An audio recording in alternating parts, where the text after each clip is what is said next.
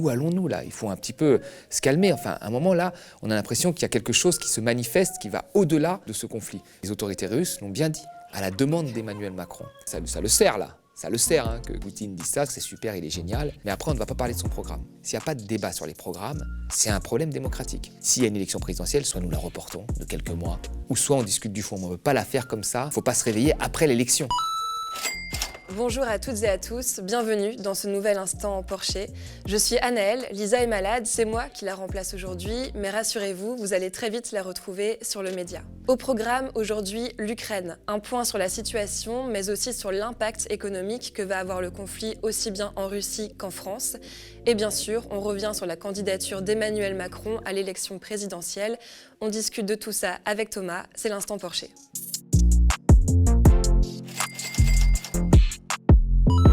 Comme vous avez certainement pu le constater, cela fait plusieurs jours aux médias que nous consacrons une place importante au conflit ukrainien dans notre analyse et notre décryptage de l'actualité, notamment dans les contre-matinales. Cela fait à présent 11 jours que Vladimir Poutine a annoncé l'opération militaire en Ukraine.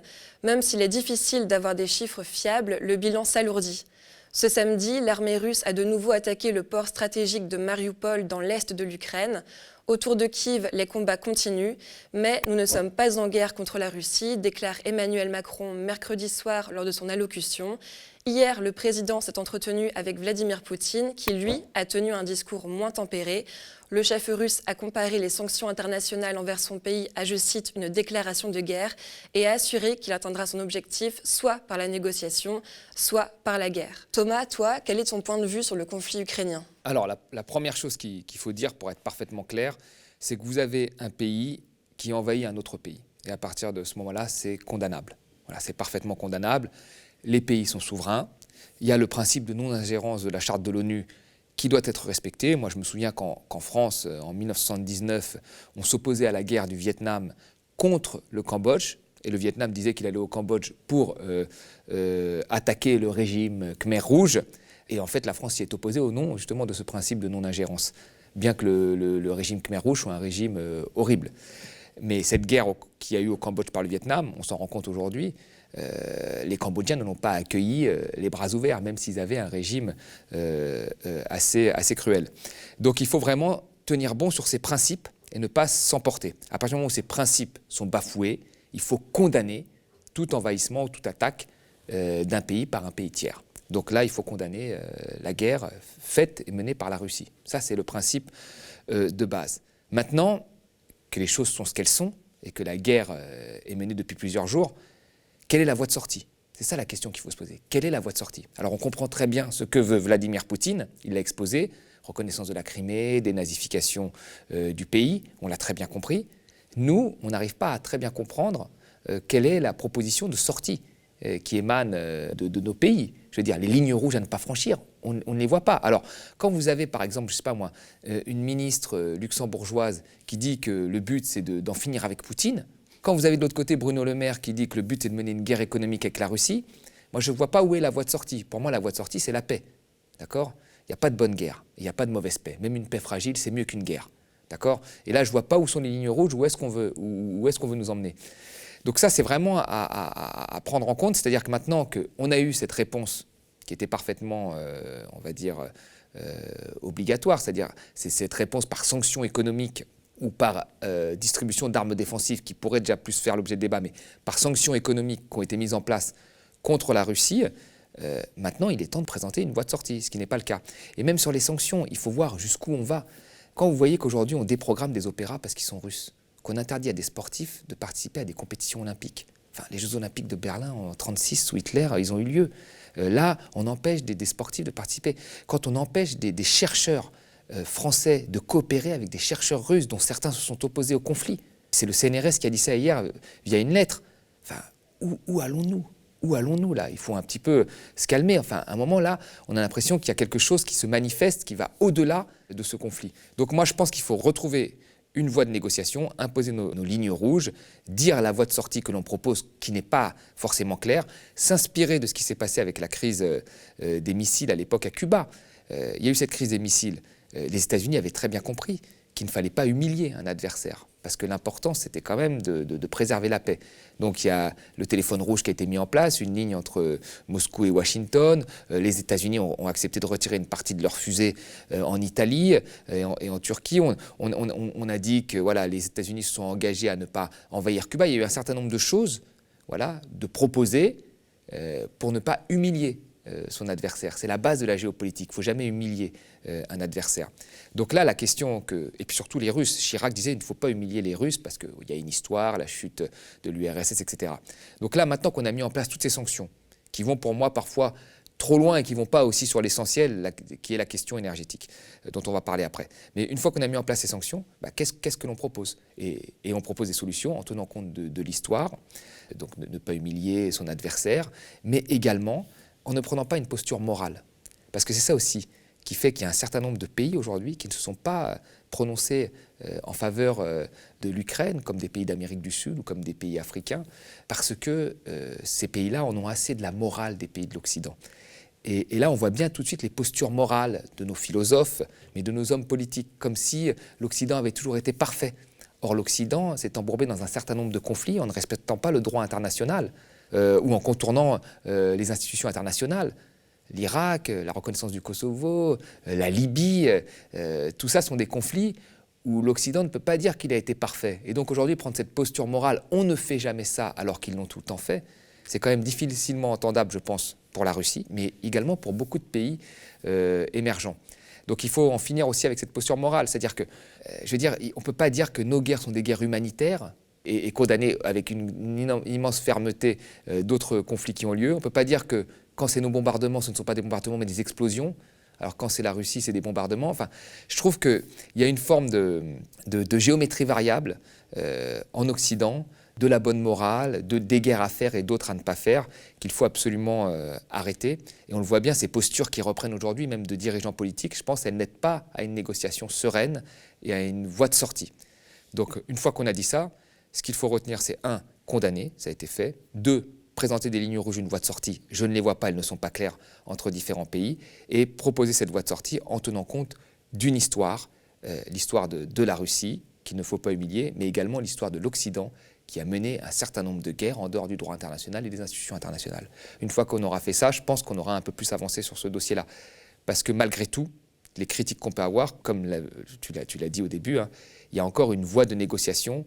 Il y a encore des conversations qui sont faites, notamment avec Emmanuel Macron, ce qui est une bonne chose entre Poutine et Emmanuel Macron pour trouver justement cette voie sortie. Mais alors Thomas, quel va être l'impact de ces sanctions économiques sur la Russie ? Alors déjà, il y a l'exclusion du système bancaire russe de SWIFT qui va rendre plus compliqué ses exportations, le paiement de ses exportations et le paiement de ses importations. Vous avez, avec les sanctions, le rouble qui est en train de dévisser complètement et les actifs russes qui se dévaluent. Donc il va y avoir un certain impact de toutes ces sanctions sur l'économie russe. Alors, je ne sais pas s'il faut vraiment s'en réjouir parce qu'en général, quand il y a des sanctions économiques, ce sont toujours les populations qui payent. C'est très rarement les oligarques, même si là, il semble y avoir un certain nombre de saisies d'appartements, etc. Et malgré tout, ils ont énormément d'argent et puis ils arrivent toujours après à se refaire. C'est souvent les populations qui en payent le prix. Et contrairement à ce que pensent encore les Occidentaux sur ces questions-là, c'est pas parce que les populations en payent le prix que ça aide à renverser ou à affaiblir le pouvoir en place. Souvent, c'est l'inverse, ça renforce le pouvoir en place. On l'a vu en Irak. En Irak, il y a eu des sanctions très fortes dans les années 90 sur l'Irak. La population a souffert et le pouvoir en place a toujours réussi à contourner ces sanctions économiques. Donc, il faut faire attention. Mais effectivement, l'économie russe va être affectée dans son ensemble. Après, il y a quand même un élément qui n'a pas été encore sous sanction, c'est toute la question énergétique. C'est la question du gaz et la question du pétrole. Or, aujourd'hui, l'économie russe dépend principalement de ses hydrocarbures, de son gaz et de son pétrole.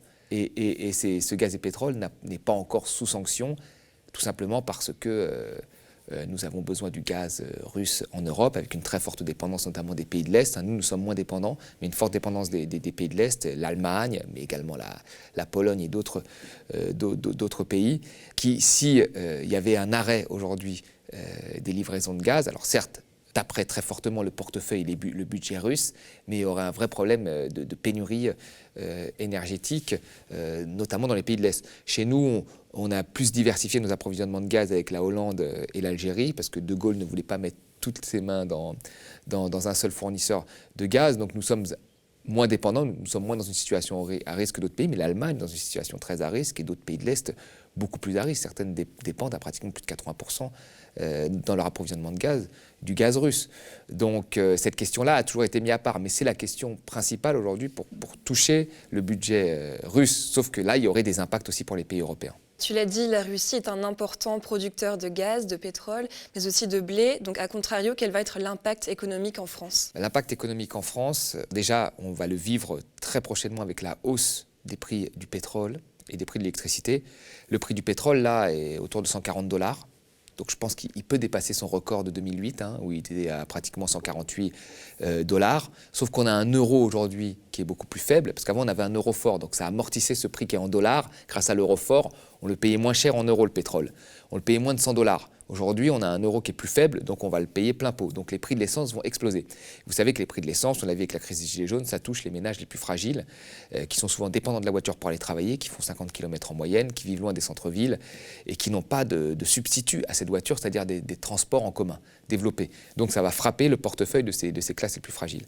Puis ensuite, vous allez avoir le prix de l'électricité qui risque d'augmenter. Parce qu'aujourd'hui, le prix de l'électricité français, même si on a des centrales nucléaires, il est déterminé sur un marché européen. Et sur ce marché européen, il dépend fortement des prix du gaz. Et nous avons aujourd'hui les prix du gaz qui vont augmenter également, qui sont déterminés sur des marchés qui vont augmenter parce que la Russie est un des plus gros producteurs de gaz au niveau mondial. Même si pour l'instant, encore une fois, il n'y a pas trop de restrictions sur le gaz, malgré tout, c'est de la spéculation, on spécule peut-être sur des possibles interdictions ou sanctions, donc le prix augmente. Donc le prix de l'électricité va augmenter. Donc deuxième étape qui va encore frapper le portefeuille des plus faibles. Et puis ensuite, il y a le blé. La Russie est un gros producteur de blé. Vous avez du blé dans le pain, dans la baguette, dans un certain nombre de produits, des biscuits, etc., qui risquent de faire, encore une fois, augmenter des biens alimentaires qui vont toucher les plus fragiles. Donc il va y avoir un triple impact, sachant que déjà, il y avait une forte inflation, plus forte que d'habitude, autour de 5%. À cela va s'ajouter cette inflation due à ce conflit. Et donc, ça risque d'être un petit peu compliqué, effectivement. Alors, et là, le prochain président, en tous les cas, ou le président actuel, le président candidat actuel, ou le prochain président vont devoir trouver des mesures pour faire en sorte que le pouvoir d'achat des classes les plus faibles soit préservé. Parce qu'on sait très bien que ça peut mener à une fronde sociale ou à faire en sorte que des gens qui étaient déjà dans le découvert au bout du 15e jour soient là complètement découverts dès les premiers jours du mois, ce qui va être problématique. Donc non, l'impact va être très fort sur le pouvoir d'achat, notamment des plus fragiles en Europe. Macron, officiellement candidat à l'élection présidentielle. C'est dans une lettre adressée aux Français que le président de la République a annoncé sa candidature jeudi 3 mars. Il a attendu le dernier moment puisque la date limite était fixée au 4 mars par le Conseil constitutionnel. Alors Thomas, la semaine dernière, dans l'Instant Porcher, vous étiez penché sur le sujet avec Lisa. Cette candidature, vous l'attendiez, mais vu le contexte diplomatique mondial très tendu aujourd'hui, actuellement, qu'est-ce que vous en pensez ? Mais ça poursuit l'analyse qu'on avait fait avec Lisa. C'est-à-dire que là, Macron, son but, c'est de montrer qu'il est tout le temps au-dessus de la mêlée. Alors il était au-dessus de la mêlée parce qu'il devait gérer la crise sanitaire. Donc il ne pouvait pas être candidat et commencer à faire des échanges de rhétorique, on va dire. C'est ça en fait qu'il veut instaurer dans la télé française, des échanges de rhétorique, bas de gamme, un peu stupide, alors qu'il doit gérer la crise sanitaire. Et puis là maintenant, il doit gérer la guerre en Ukraine. Donc comme il l'a dit dans son petit clip, il est au téléphone avec Poutine et Zelensky, puis après il fait un petit déplacement à Poissy, donc il est moitié candidat, moitié président. Avec toute cette image que lui, il est au-dessus de la mêlée, que c'est lui qui permet de faire en sorte que tout fonctionne bien, voilà, pendant que les autres se crient dessus, etc. Lui, il est au-dessus de cette mêlée, il a les cheveux un peu grisonnants, il est beaucoup plus calme, il a changé, il a un chien. Toute cette mise en scène maintenant pour dire voilà, que c'est plus le mec qui va tout casser, qui va ubériser l'économie, c'est fini tout ça, qui veut des jeunes qui soient milliardaires, c'est fini tout ça, celui qui va aller faire les réformes pour que la France soit adaptée à la mondialisation, tout le programme de 2017 du mec, du réformateur qui va bousculer les institutions, qui a tout, c'est fini. Macron maintenant, c'est le garant de la paix, de la tranquillité, de la modération, voilà. Donc c'est ça, il va sur ce terrain-là et il se sert des événements, alors c'est pas lui qui les décide, mais ce sont des opportunités pour pouvoir peaufiner ce personnage qui s'est fixé déjà pendant la crise sanitaire de maintenant je suis au-dessus de la mêlée, je suis plus vieux, je suis plus calme et je vais gérer beaucoup mieux la France que des possibles extrêmes, puisqu'il y a plus grand monde au centre que des possibles extrêmes qui eux vont faire des réformes, des choses qui risquent de déstabiliser la France à un moment où les Français ne veulent plus être déstabilisés. Donc c'est ça le but. Est-ce que ça va fonctionner? On verra, parce qu'il a quand même des travers, Emmanuel Macron, c'est-à-dire que quand il fait des rencontres avec les populations, ça ne se passe pas toujours bien, on l'a bien vu, hein, il se fait souvent huer, etc.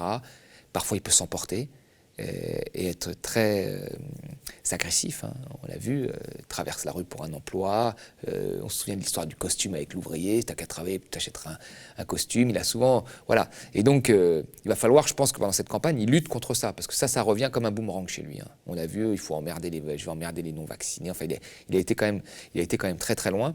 Donc là, chaque fois qu'il fera un déplacement, il faut qu'il garde cette posture qu'il a montrée dans sa vidéo d'homme calme, ce qui, à mon avis, vu son passif, va être difficile.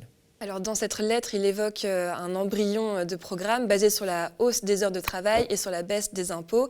Mais concrètement, quel est son programme aujourd'hui à Emmanuel Macron? Et c'est ça qui est dangereux, c'est qu'on ne va pas parler de son programme. Or, son programme est très dangereux.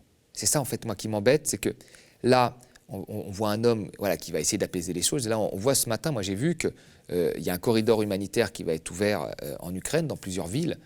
Et les autorités russes l'ont bien dit, à la demande d'Emmanuel Macron.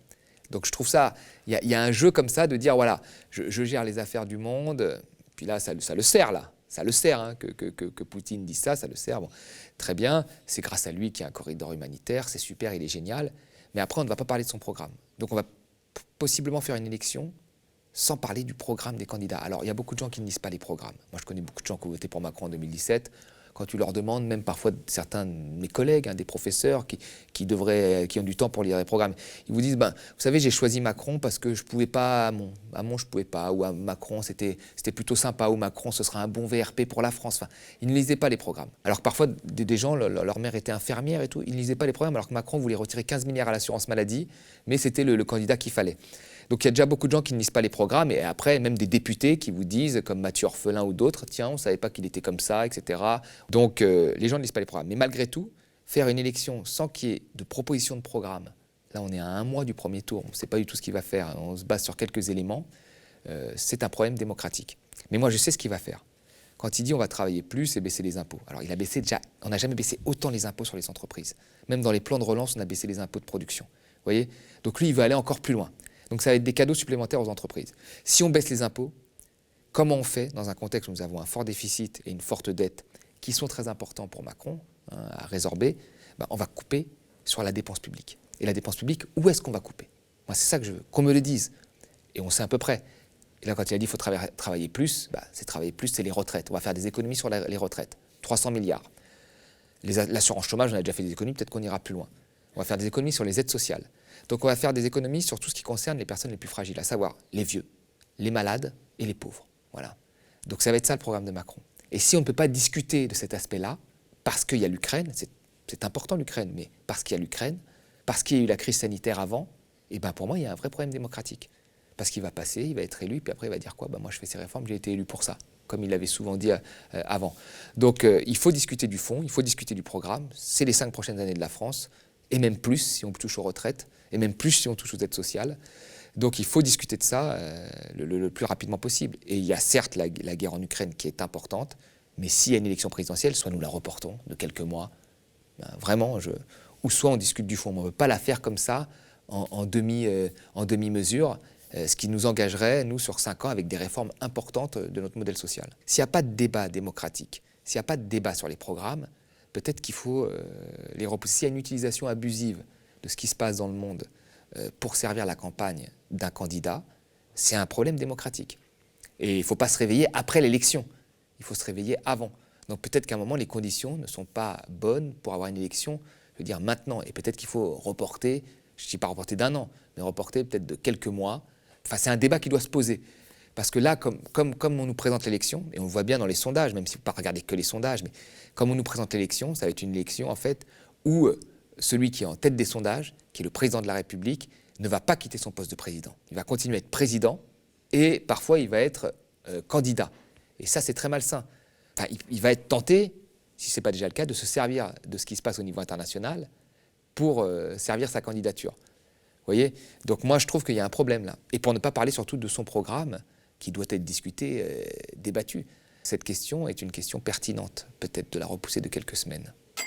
Merci Thomas, merci beaucoup d'avoir suivi cet instant Porcher. À l'approche de la présidentielle et dans ce contexte diplomatique mondial très tendu, il est important d'avoir les clés pour maîtriser et comprendre les discours de chacun et chacune. Alors merci de nous faire confiance. Si le média tient, c'est grâce à vous qui avez choisi de soutenir un média indépendant et une information différente.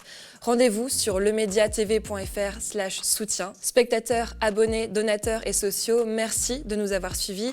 L'instant Porcher est à retrouver dès la semaine prochaine avec Thomas et Lisa qui sera certainement remise sur pied d'ici là. À bientôt. Le Média TV, c'est de l'actualité, une contre-matinale quotidienne. Des entretiens d'actualité, des reportages, mais ce n'est pas que cela. Le Média TV, c'est aussi de l'enquête. Des enquêtes sur l'évasion fiscale, sur la France-Afrique et ses dérives, sur les violences policières. Nous avons réussi à nous procurer des images de vidéosurveillance que nous diffusons aujourd'hui en exclusivité. Ces images, nous les avons analysées en collaboration avec l'agence d'expertise indépendante Index. La BPI n'hésite pas à endosser le rôle de gestionnaire de fonds pour des investisseurs venus du Golfe. C'est ce qu'elle fait dans le cadre du projet Lac d'Argent. Des dizaines de milliers de morts et 1 million de déplacés internes, dans un pays qui compte à peine 4 millions d'habitants. C'est aussi le résultat d'un jeu macabre entre États étrangers, comme le Tchad, le puissant voisin, et son allié principal, la France, l'ancienne puissance coloniale.